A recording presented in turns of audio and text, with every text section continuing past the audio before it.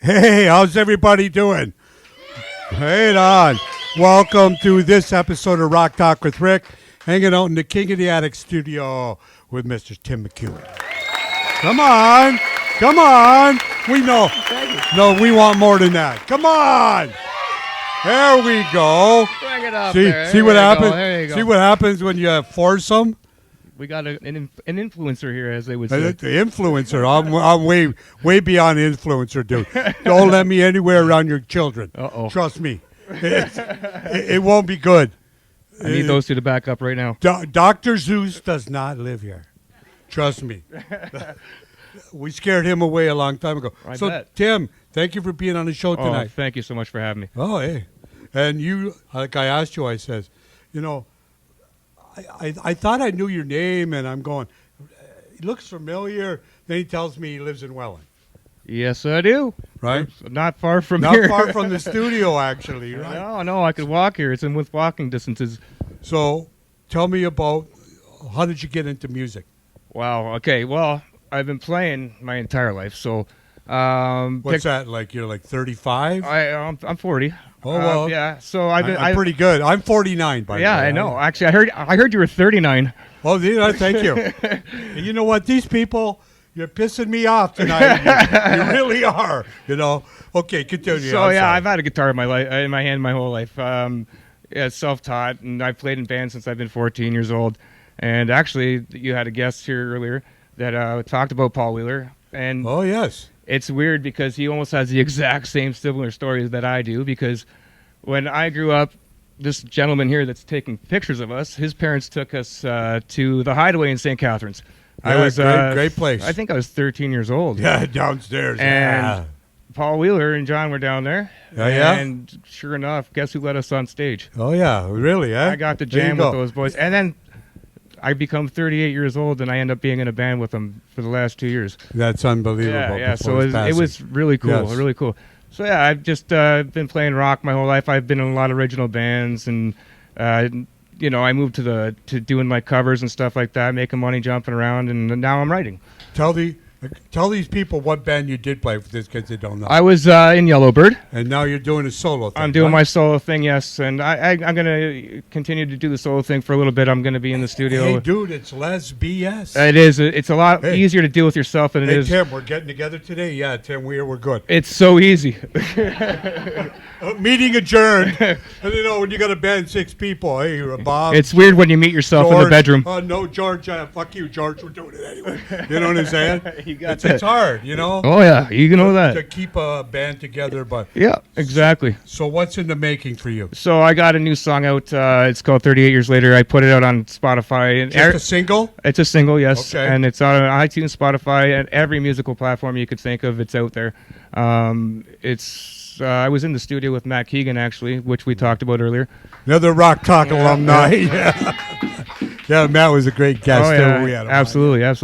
Yeah. So yeah, I worked on this song for a bit, and it was actually weird how this song came about because I was up north at a trailer park, and I was playing just playing my guitar for some people, like some family, friends, and stuff like that.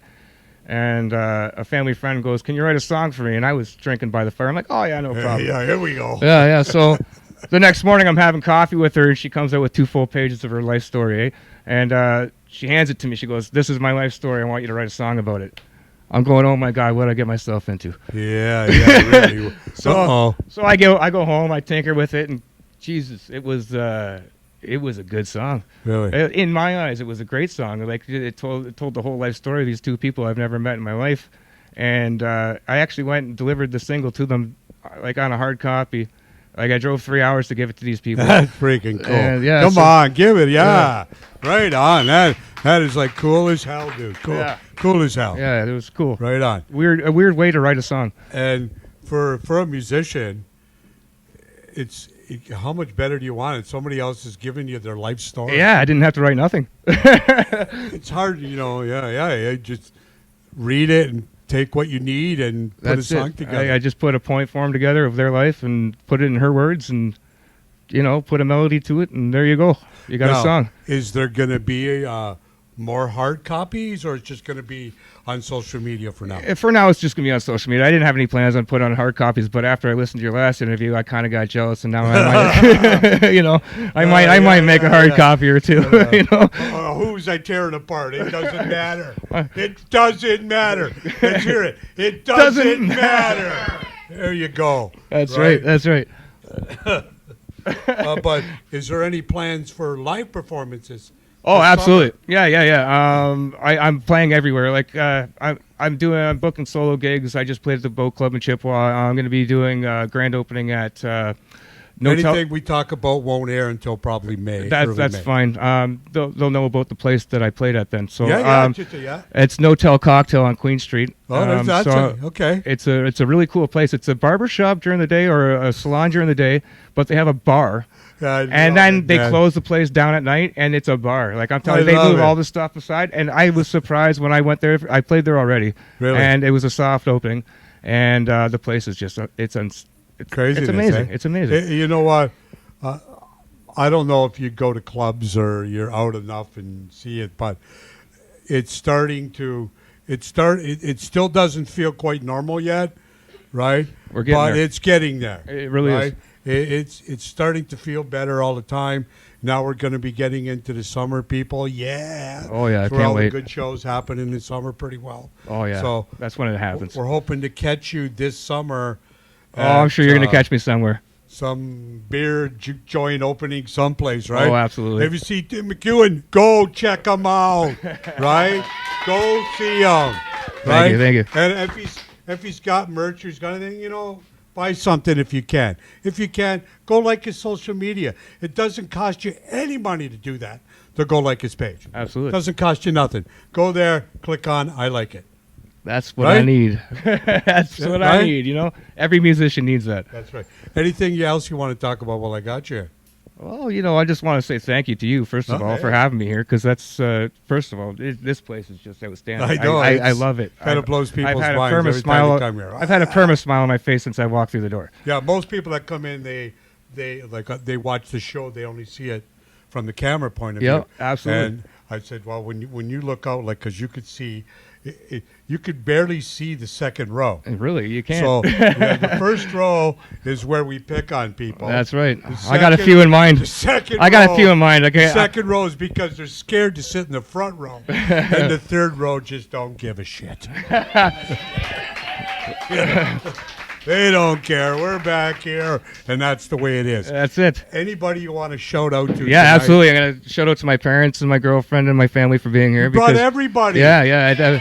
You brought everybody with them. I want to thank the Country Junkies, Roger and Chris, for being here, first of all. That's great. Good friends of ours. Tonight. Yeah. We were your first band. And then I have And then I got my friend Bill Augerman here, who takes the most amazing pictures you'll ever see. Right on, man. Does all of our social media. Good, yeah, good. So, and then I got Sheldon over there. Oh, Sheldon! Hey. He gets a shout out.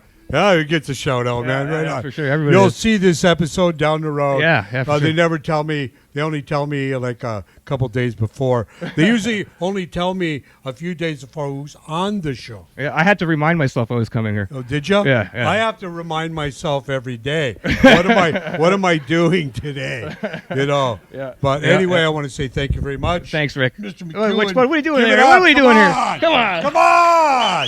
There we go. If you see Tim out this summer, go say hi.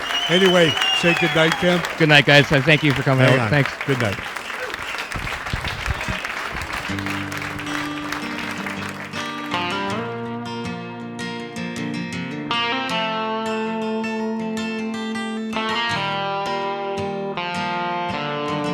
I met you, I was 26. You were 19. Well, I know it seemed obscene. Well, I haven't got a good one. We married in August of '85. You were 21. 38 years later, 3 growing daughters, 4 grandchildren, and a great-granddaughter.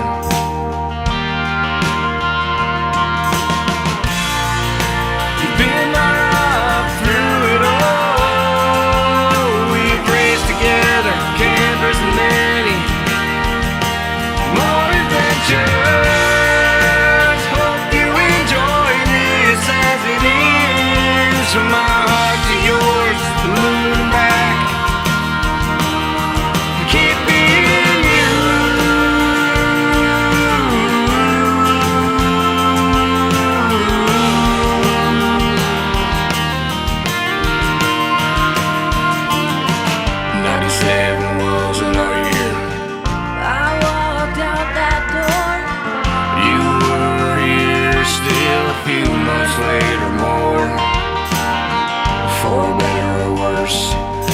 sickness and in health played on my mind just like anyone else.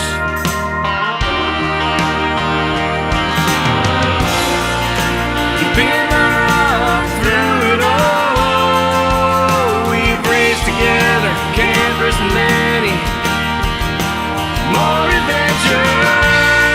I hope you enjoy this as it is. From my heart to yours, the moon and back.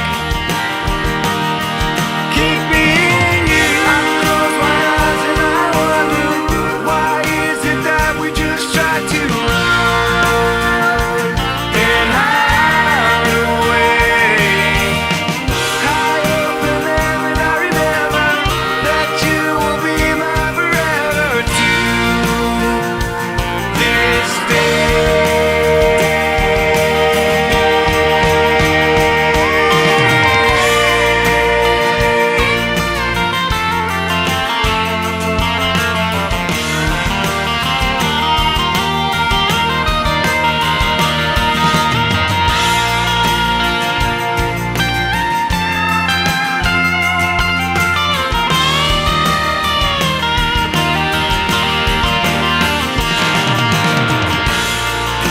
You've been my rock through it all.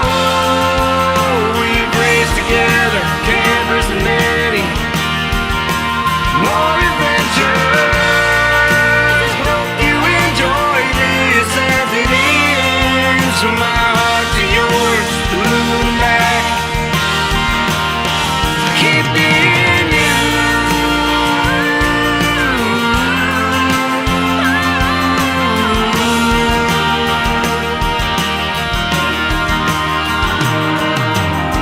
Well, I met you, I was 26.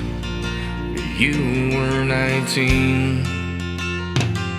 Well, I know it seemed obscene. 38 years later, 3 grown daughters, 4 grandchildren, and a great-grandson.